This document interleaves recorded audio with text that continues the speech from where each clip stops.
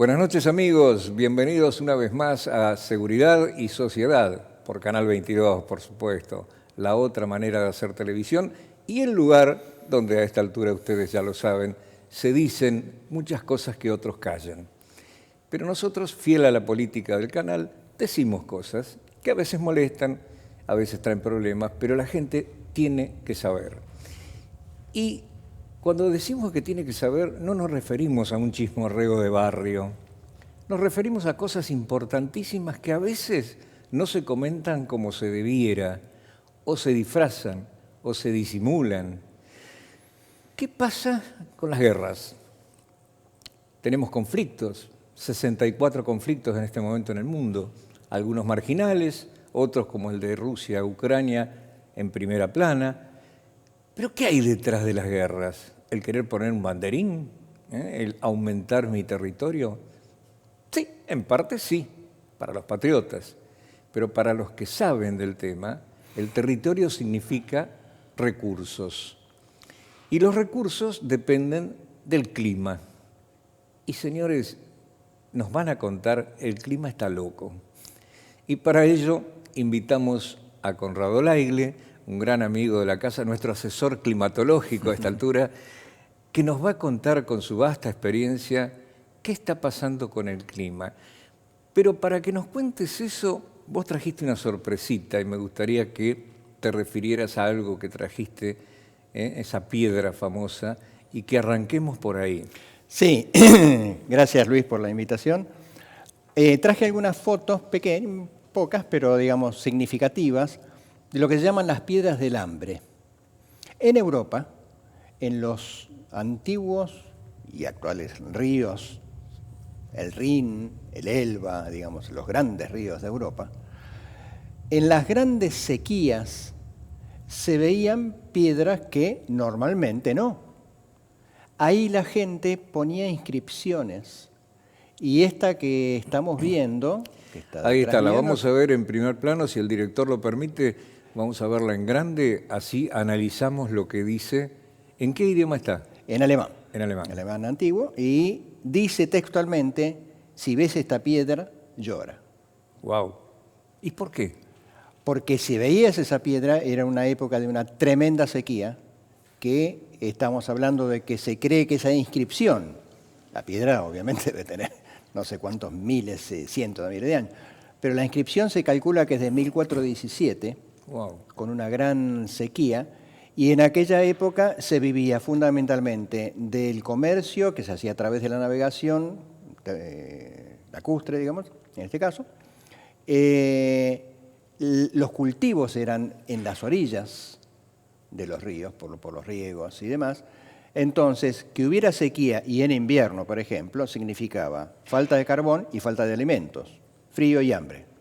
De la mano de eso, peste, enfermedades... Todo lo que se te ocurra atrás de eso, que ahora lo vamos a hablar, eso está empezando a pasar ahora en algunas partes del mundo. Estamos reviviendo estas advertencias que nos dan nuestros antepasados, porque eran humanos como nosotros, tal cual como nosotros, y decían, si ves esto... Son ciclos que se repiten, ¿verdad? ¿No? Son ciclos que se repiten, pero la gente cree, digamos, hay mucha gente que todavía cree que lo que está pasando en el mundo es un ciclo que se repite naturalmente. Lo que no se entiende es que a ese ciclo natural, que es cierto que existe, se le ha agregado en los últimos 250 años una enorme actividad del ser humano inyectando gases de efecto invernadero en la atmósfera que han producido el calentamiento global, que es el verdadero malo de la película. Entonces, ¿eso qué produce? Que la Tierra está aumentando su temperatura gradualmente. Pero esa gradualidad es cada vez menos gradual, es cada vez más sorpresiva, cada vez más explosiva. Se acelera. Se acelera mucho más de lo que yo participo en distintos grupos, algunos son de perspectiva, los mejores. A veces suena raro decirlo, pero digamos, son argentinos, están, por ejemplo, amigos en la Universidad de Cuyo, en Mendoza, que tienen un gran centro de prospectiva. Y nosotros veníamos discutiendo y conversando hace rato sobre la perspectiva, es decir, qué es lo que se proyecta, digamos, a futuro. Y cosas que nosotros preveíamos para muchísimo más adelante, están empezando a suceder ya. Por ejemplo, una sencillez, digamos, no tiene que ver con el cambio climático, sino con la pandemia, es el teletrabajo. Nosotros prevíamos que a partir del 25 adelante se iba a acelerar el teletrabajo. Bueno, el teletrabajo ya es hoy una realidad absoluta. Y vino para quedarse. Y vino para quedarse. Es más, no solamente el teletrabajo, telemedicina, telepsiquiatría, toda la gente está empezando a atender y a difundir y a trabajar incluso vía remota. Vos fijate una cosa, te hago esta acotación que creo que vos vas a coincidir.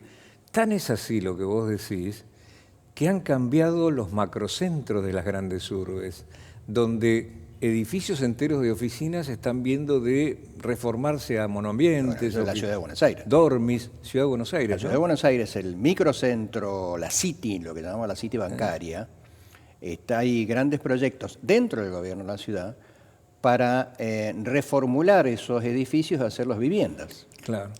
Porque ya la gente no va. Exacto. Entonces vos vas a las 4, 5, 6 de la tarde al centro y es un desierto. Entonces están viendo a ver de qué manera le dan vida y utilidad a algo que los bancos abandonaron porque dijeron, si la gente no viene. Entonces están empezando a abandonar esos edificios y se están pensando en proyectos interesantes de reformulación, digamos, de estas cuestiones. Pero vamos al tema por el cual me convocaste, que es el cambio climático. El cambio está produciendo, primero, un aceleramiento muy, muy grande en el tiempo. Es decir, se ha adelantado muchísimo efectos que nosotros preveíamos que iban a ser más adelante. ¿Cuáles son las características que va a producir y que ya estamos empezando a ver? Es que los fenómenos meteorológicos van a ser, primero, de cada vez mayor violencia, de cada vez mayor frecuencia, ¿sí? Y de cada vez mayor devastación para el ser humano. Porque yo discuto, en buenos términos, pero discuto, cuando la gente decía, salvemos al planeta. No, a los que hay que salvar es a la especie humana, porque el planeta va a seguir, y en algún momento, en 10.000, 20.000, 30.000 años, va a recomponer este desastre que estamos haciendo y la vida continuará. ¿Cómo? No sabemos, pero va a continuar. Eso a mí no me cabe ninguna duda. El tema es si nosotros vamos a generar las condiciones para que la especie humana desaparezca por condiciones de inhabitabilidad del planeta, porque fíjate lo que pasó este verano. Ya no estamos hablando de ciencia ficción, estamos hablando de lo que pasó este verano en Europa y en Asia. India y Pakistán, en temperaturas mayores a 50 grados, es invivible. En Europa, en Italia, ahora, esta semana, en Girona, en Cataluña, un granizo de piedras de más de 12 centímetros y 1,5 kilos de hielo. Me dolió muchísimo, murió una beba de 20 meses. ¿Le impactó? Le impactó un granizo. Increíble. Lo lamento muchísimo, me duele, ¿viste? Cuando decís los chicos, me causan esa impresión cuando me entero que un chico muere por una causa evitable como es la caída de un granizo. Es decir, pero yo también veía, y vos lo habrás visto... Pero fue espantoso. Uno ve las imágenes de esa caída de granizo. Además se pierden cosechas, se pierden viñedos. No, olvídate, de las cosechas, ¿te imaginas? Piedras de 1,5 kilos, de 12 centímetros de diámetro, y muchísimas. Te abollan. No, además hicieron, pero destruyeron todo a su paso, es decir, casas, autos. Tiene que ver lo mismo, me parece. Yo el otro día estaba mirando un desastre natural en un desierto, en una zona absolutamente desértica, creo que Afganistán o Pakistán, donde no cae una gota de agua. De repente, en 10 minutos, era casi un tsunami. Pakistán. Pakistán viene de una ola de calor ya te decía, junto con India, de más de 50 grados en este verano. Acuérdense que eso está en el hemisferio norte, entonces cuando es invierno aquí es verano allá. Este verano de allá ellos tuvieron más de 50 grados y tras cartón unas inundaciones, unas lluvias con unas inundaciones que hicieron bolsa al país. No recuerdo el número, pero escuché por ahí algo así como 12.000 muertos, no sé cuántos, gente que ha perdido absolutamente todo, posibilidades de epidemias, hambrunas, digamos, porque claro, con el país inundado, ¿qué vas a cosechar? Primero cocinado y después inundado. Claro. Entonces, y eso estuvo pasando con otras características en España, en Italia. En Inglaterra jamás hubo las temperaturas que hubo este verano. En Londres, la gente, porque hay un problema con el calor, además con las olas de calor, sobre todo para chicos y para adultos mayores. Pero además, lo que mucha gente no sabe es que es mucho más grave la noche calurosa que el día de calor. ¿Por qué? Porque la noche calurosa no te permite descansar y ya arrancás el día siguiente en peores condiciones que el día anterior. Por eso la amplitud térmica en los desiertos, ¿no? Que es tan importante, que de repente tenés 40 grados durante el día y 2 grados a la noche. Bajo cero a veces. Bajo cero. A sí. veces yo en el desierto de Atacama he llegado a tener en verano bajo cero de noche. Eso, Sí. Increíble Sí, la amplitud eso es térmica. increíble. Pero yendo al tema, volviendo al tema del cambio climático, lo que digo es, se están acelerando y seguimos con las famosas COPs, con las conferencias de las partes del Tratado de París y demás, pero parecería ser como que nos aplaudimos entre nosotros, pero nadie hace nada. Es decir, seguimos avanzando en una línea en la cual el calentamiento global cada vez se produce más, cada vez vemos más los efectos. Entonces, yo no quiero ser alarmista, pero sí estoy prendiendo una alarma y diciéndole a todo el mundo que puedo, hay que hacer algo. Cada uno, en donde esté, tiene que hacer algo, porque lo que hagamos en los próximos 10 años va a definir esto que estoy diciendo. Yo creo... ¿Solamente 10 años? y te diría que quizás menos. Menos todavía. Quizás Bueno, menos. me tranquiliza totalmente. O sea que después de esos 10 años no hay retorno si no Es que el hacemos problema algo. es que llega un punto de no retorno Claro. en el cual uno empieza a producir desfasajes y sucesos que después ya no tienen recupero, como la pérdida de biodiversidad, digamos. Y todas son cosas reparables todavía. Hay que hacer un montón de tareas, hay que plantar, por ejemplo, árboles, hay que reverdecer, hay que regenerar al planeta.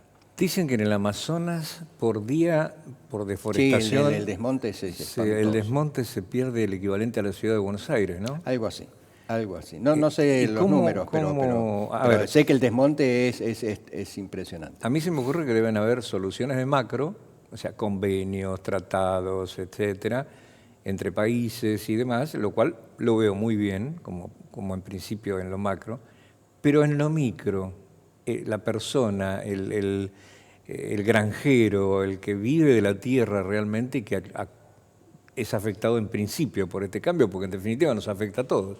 Porque después vamos al supermercado, a la verdulería y no hay lo que buscamos porque Claro. no se produjo. Claro. Y esto va a traer, porque trae inseguridad, trae malestar, trae saqueos, etc. ¿Qué se está haciendo desde lo macro y qué se tendría que hacer desde lo micro si vos fueras un mandatario que pudieses introyectar algún tipo de normativa, pero para con la pequeña persona, con el ser humano individual, digamos? Sí, sí. Mira, acá hay un problema de codicia. Lo que está atrás de todo esto es un problema de codicia de los grandes grupos concentrados, porque no es la humanidad. Si vos hablas con cualquier persona, si vos qué necesitas, yo necesito vivir en paz, tener un ingreso que me permita vivir dignamente, que si me enfermo me pueda curar, si necesito educación, poder educarme, tratar de ser feliz y hacer feliz a la gente que me rodea. Es lo que te va a decir cualquier ser humano promedio en el mundo. Sin embargo, los grandes especuladores están haciendo desastres en el mundo y el resto es espectador. No digamos que es la humanidad la responsable. A ver, la Barrick, por ejemplo, ya que Sí, la estamos minera. en un canal en el cual podemos hablar Sí, claramente tranquilamente. sobre estas Barrick cosas. Gold, exactamente. Se caracteriza por hacer en América Latina lo que no hace en Canadá, La minería a cielo abierto. la minería a cielo abierto. Allá lo tienen prohibido, acá no. Entonces, lo que digo es, yo no estoy en contra de la minería, porque si uno realmente se pone en serio en contra de la minería, tendría que estar dispuesto a abandonar La tecnología. desde el celular a todo. Totalmente. Porque, digamos, la cantidad de cosas que vienen de la minería, pasa que una cosa es la minería responsable a escala humana y otra cosa son estas escalas que son gigantescas, pero que lo único que obedecen es, insisto, a esta cuestión de desmedida de la ambición por la ambición en sí. Porque cuando vos ves las fortunas de no sé cuántos billones de dólares, decís, ¿pero para qué? ¿Para qué tanto? ¿Para qué? Entonces, tenemos por un lado la especulación, por otro lado lo que vos decías, el tema de las guerras, el gran negocio de la venta de armas, que eso es digamos, muchas guerras se provocan para seguir con el negocio. Sí, sí. Eso vos sos Y para probar especialista. inclusive el desarrollo. Por supuesto. Entonces, el problema es que nosotros como especie no hemos podido resolver estos grandes temas y decir, bueno, ¿cómo hacemos para lograr la paz en un mundo donde pequeños grupos venden armas para enriquecerse y además hacen que otros se maten para poder probarlas, por ejemplo, o simplemente para reponerlas? O también hay otra teoría que dice para mantener la cantidad de gente suficiente para que no colapse el mundo también, ¿no? Es que eso es una gran mentira. A ver, esto es como el Si- metano si- de las vacas, ¿no? si nosotros los seres humanos nos pusiéramos con los codos abiertos unos con otros, entraríamos toda la humanidad en la ciudad de Los Ángeles. Así es, ¿Estás seguro? estoy seguro. ¿Me diste bien? No, te traigo el video de National Geographic donde han Wow, hecho el para la cálculo. próxima te comprometo. Sí. Pero, que se llama 8.000 millones o algo así, cuando todavía éramos 8, ya ahora debemos estar en 8.500, Ajá, yendo para los 9.000, ajá. en el 30, 40, 50, estamos yendo para los 9.000 Mira. millones de habitantes. El problema no es de cantidad de habitantes, Ujú. el problema no es de cantidad de alimentos, el problema no es de educar, curar, el tema es de distribución, de oportunidades, de igualdad de oportunidades para todos. Lo decía muy bien, no sé si vos te acordás, esto es una declaración de edad de Lorenzo Quinteros, tenía un viejo programa llamado El Perro Verde.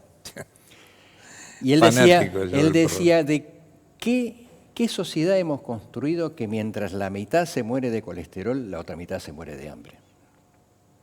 Qué Y bueno. eso es una gran descripción de los países donde se tira comida al punto tal que es obsceno y otros donde los chicos no tienen fuerzas para llorar. Bueno, del si de hambre. obscenidad se trata, el litoral marítimo nuestro es un ejemplo, ¿no?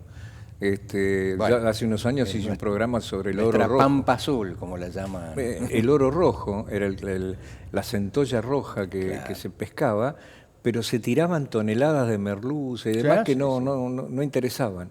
Entonces un 10% quedaba en el barco plotero, creo que se llama, y el resto se tiraba de nuevo al mar.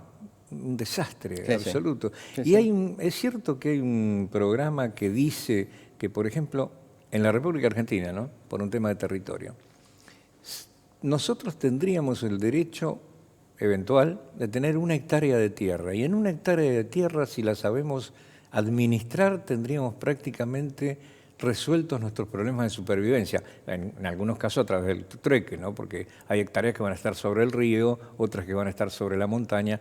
Pero digamos que con 1 hectárea de tierra por habitante estaríamos, no le harían nada al país, digamos, pero tendríamos que trabajarla y solucionaríamos nuestros problemas de dependencia, por ejemplo, alimentaria.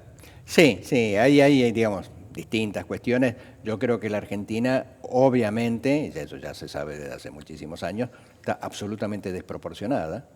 Tendría que haber muchísimo mayor cantidad de ciudades más pequeñas, Sí.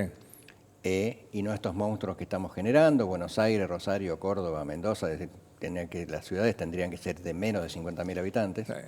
ideales, o menos de 200 como mucho, como muchísimo, y no estos monstruos que estamos creando, que en algún momento dicen que Buenos Aires con Rosario se van a unir y van a hacer un solo bloque, en Es que de algún hecho, momento ya, claro, ya estamos sí, yendo hacia eso. Entonces, el problema son de equilibrios. Y alguien ya, y tiene que ver con esto, ya andan quemando los terrenos para prepararlos también. No, bueno, Quizá. esa es una vieja práctica que es milenaria. El de Es quemar. milenaria. Que Ajá. en vez de aplicar tecnología, gastarse unos pesos y demás, y cortar la maleza, le prenden fuego. La fácil es prenderle fuego. Entonces, en Rosario están acostumbrados. En Rosario es una ciudad que vos vas al parque, España, el famoso parque en Rosario, y es muy común ver el cielo gris. Y no está nublado, es humo. De las quemas. Yo me he tenido que ir más de una vez con amigos de la cantidad de cenizas que estaban cayendo, porque cuando el viento sopla para otro lado no molestan, pero cuando sopla para allí te traen además las cenizas. ¿Te acuerdas la época de los cuando se quemaban la basura, digamos, los incineradores? Ah, sí. Y uno no podía Era colgar una nube ropa en la negra. terraza porque las camisas se ensuciaban con Y a cenizas. mí me quedó una imagen viniendo por el muy joven acceso sudeste recién inaugurado. Ya no existía la autopista ni Sí, nada, sí, pero el sí. acceso sudeste. Y ver Buenos Aires. Y ver Buenos Aires, Claro. y arriba Un era hongo. una gigantesca nube negra que parecía Exacto. una explosión atómica. Digo, qué increíble. Sí, sí, yo lo veía desde navegando vela, desde el río, Claro, se puede y ver. Buenos Aires era un hongo cubierto, digamos, Terrible. de una nube gris, que eran ¿cómo es que dije? Los incineradores, Los incineradores, de basura, que cada edificio tenía uno, Sí. un disparate. Los tienen, ahora se guardan las bolsas allí para después sacarlas. Claro, pero ya no se quema Pero no más. se- Es no decir, se quema. el problema en general es con la quema. Por ejemplo, el problema con el petróleo es quemarlo. No hay problema con el petróleo. Hacer petroquímica, por ejemplo, es excelente. El Y problema es la además, combustión y los gases, ¿no? claro, igual que el gas. El gas tendría que ser un combustible de transición, pero nosotros el mundo tiene que tender y muy rápidamente a generar electricidad de manera verde, de manera renovable, y no con los combustibles fósiles. Ahora, nosotros tenemos combustibles fósiles y vamos a tener un largo tiempo, una larga transición en Argentina. Pero el resto del mundo va a tener que ir, los que importan, por ejemplo, nosotros no, pero los que importan rápidamente tendrían que pasarse a energías renovables y a electrificar todo lo que puedan y sobre todo a hacer eficiencia energética, porque eso es el paso anterior. Porque todo el mundo dice, acá hay que hacer energías renovables, sí, pero ¿cómo la gastás? Porque generar muy bien para hacer un desastre en cómo es el consumo, no. Entonces, primero hay que preocuparse cómo uno reduce los consumos de manera eficiente sin por eso resignar calidad de vida. Y después, inmediatamente decir, bueno, además esos consumos los vamos a suministrar energía de la manera más limpia posible. Ahora, si no empezamos a hacer estas cosas, ya, las tecnologías están. Soy muy positivo, digamos, soy muy optimista en el sentido que yo creo que la humanidad va a terminar resolviendo positivamente esto. El tema es que en el medio va a haber una serie de convulsiones muy fuertes que van a producir desde guerras, porque bueno, si yo me quedo sin alimento, voy a tener que salir a buscarlo, aunque sea a punta de pistola.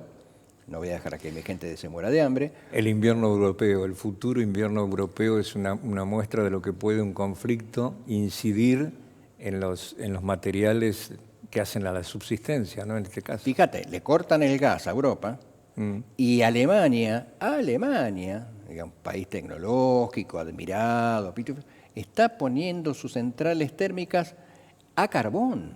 Ha retrocedido 200 años en un mes Sí. a carbón cuando cerró las centrales nucleares. más vale hubiera continuado con las centrales nucleares, que son mucho más limpias, pero 1000 veces más limpias que el carbón. No estoy defendiendo la energía nuclear, digo que la energía nuclear en algún futuro puede ser la solución en la medida en que se desarrollen las técnicas para que el problema que es los residuos sea resuelto. Yo creo que esas soluciones van a aparecer de la mano de la ciencia y de la técnica. Y me quiero quedar con eso. Me quiero quedar con una reflexión positiva, optimista, amigos, porque si no, saltamos al balcón. No, por eso yo creo que va a haber Hay luz al soluciones. final del túnel, ¿no? Yo creo que hay luz, sí, pero en el medio va a haber convulsiones muy fuertes. Bueno, el nacimiento implica sufrimiento y renacer como especie va a costar el sufrimiento, pero lo vamos a lograr. Tengamos fe y hagamos fuerza para eso. Y amigos, con esto, agradeciéndote una vez más, Por favor. Tu valiosa participación, que no va a ser la única ni la última. Me despido, amigos, hasta nuestro próximo encuentro, diciéndoles, como siempre, hagamos entre todos que esto valga la pena. Que tengan buenas noches.